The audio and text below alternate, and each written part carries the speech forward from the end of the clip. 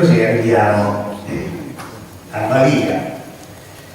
Ed ecco quello che ci racconta Francesco Pastura riguardo alle difficoltà di far nascere questo capolavoro.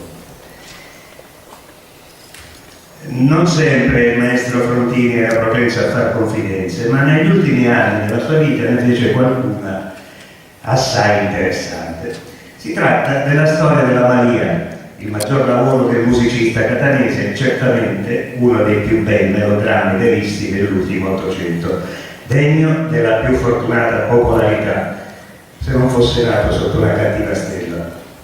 Maria ebbe una genesi polemica.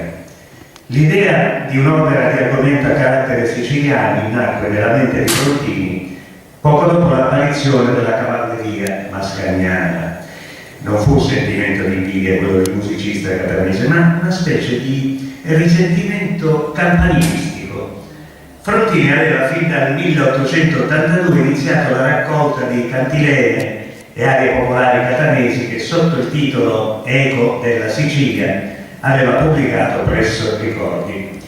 Per merito suo l'Italia aveva potuto conoscere attraverso Nevote Perevoto, Ciuri Ciuri e altri 48 canti i veri sentimenti che si nascondono in questa ermetica anima siciliana e che sogliono effondersi attraverso i canti popolari. Dal canto suo Giovanni Verga, e nei libri e sul teatro, ne aveva saputo mettere in giusta luce tutti gli aspetti della primitiva psicologia. Frontini era molto amico di Verga e non gli cavò molto vedere tradotta la scarna e densa prosa verdiana ai versi piuttosto retorici intonati da una musica che recava accenti dialettali toscani. La Sicilia dei siciliani, pensò, e raggiunse Luigi Capuano, che in quel tempo viveva a Roma. Poeta e musicista, dopo molte discussioni, si accordarono su un soggetto originale di grande evidenza scenica. L'argomento era rivista, si intende, non per nulla il Capuano era il propugnatore italiano della nuova corrente estetica. Ma il musicista chiese un verismo che non mettesse in evidenza un fattaccio, desiderò la narrazione di una vicenda passionale imperniata sì su un documento umano, ma trasfigurata e purificata dalla musica. Frontini ritornò a Catania con la testa in fiamme e aspettò il libretto che Capuano gli aveva promesso. Passarono settimane e quindi qualche mese. Poi la poesia del libretto cominciò ad arrivare a squarci, a brani, a pezzetti, e a Frontini, oltre che il musicista, toccò fare il salto per ricucirli insieme. Poesia ottima, versi incisivi, sì, ma troppo scarni, troppo laconici, nei quali la musica, nella sua espressione sentimentale, mal si costringeva. Il musicista cercò di allungare i versi con qualche ripetizione, in attesa che il poeta gli inviasse sviluppi richiesti e il resto del libretto. Ma Capuano tacque del tutto e Frontini rimase inoperoso a rodersi nell'attesa. Fortunatamente non era uomo da abbattersi, ripartì per Roma e Capuano se lo vide piombare inaspettato in quell'ultimo piano della casa dove abitava. Le parole del musicista furono secche e concise, come fino allora erano stati i versi del poeta. Non mi muoverò più da qui, se non prima potrò portare con me il libretto di Maria completo. Capuano cedette, mise da parte gli altri lavori incominciati, raccolse gli appunti sparsi del libretto di Maria e gli si buttò a corpo morto. Il lavoro in breve prese forma. Il libretto venne acquistato dal musicista che ritornò a Catania elargendo sorrisi, ringraziamenti e tante scuse al poeta.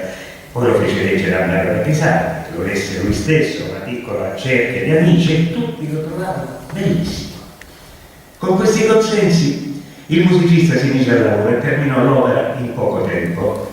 Con il manoscritto Frontini si recò a Milano da Giulio Ricordi, suo editore, il quale ascoltò e lodò molto l'opera, però quell'anno c'era troppo lavoro, bisognava rimandare la stampa e la rappresentazione di Maria per l'anno seguente. Frontini, che bolliva, non se ne persuase affatto, chiuse la partitura e infilò l'uscio con tanti saluti per l'editore famoso il quale lanciò al musicista focoso la sua pacata profezia. Bene per direte, no, per i Frontini non ci parlo affatto. Un nuovo editore di musica, il De Marchi, voleva insediarsi a Milano e cercava giovani musicisti da lanciare. Era una mamma, Frontini si presentò a lui e gli fece sentire la sua opera. Maria venne subito accettata ed inclusa nel cartellone del Teatro Brunetti di Bologna. La sera del 30 maggio 1893 Frontini diede la sua risposta a Mascagni, una risposta rispettosa ma fiera. Ecco la Sicilia, parla il musicista catanese, e l'entusiastico successo che accolse l'opera parve confermare la sua aspirazione. Dopo Frontini dovette fare i conti con il destino avverso profetizzato da Giulio Ricordi. L'editore De Marchi fallì. Frontini si affrettò a riacquistare la proprietà della sua opera, che venne rappresentata anche a Catania, l'ultima volta nel 1957. Poi fu condannata a giacere sotto chiave. L'opera, ancora viva e vegeta, continua a restare chiusa dentro lo scaffale e aspetta che qualche buon santo la proponga.